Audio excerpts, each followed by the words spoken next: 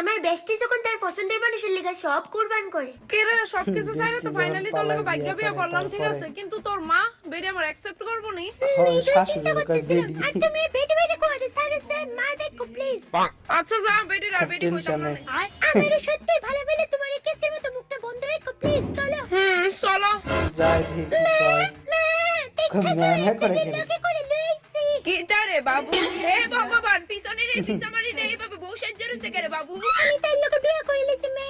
না বাবু না, কহ যে এটা মিথ্যা কথা।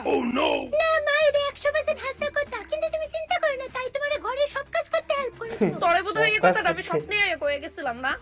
করবো না করাইবো এটা তো তাইলে দেখাই বোঝা যাইতাছে। করবো। বাবু তুই তাইলে সুজাই বাড়িতে বাড়ি যাইগা। দেখেন শাশুড়ি মা, আমি আপনার ছেলের ভালোবাসি, আমার সবকিছু চাইলে এখানে আইছি। আর এই বাড়িতে আপনার ছেলের অনেকটা অধিকার আছে। এই বাড়ি আর যত জায়গা জমি আছে সব বিশালের বাবা তার বড় মেয়ে বিশাখার নামে কইরা দিয়া গেছে। ইডির মধ্যে একটু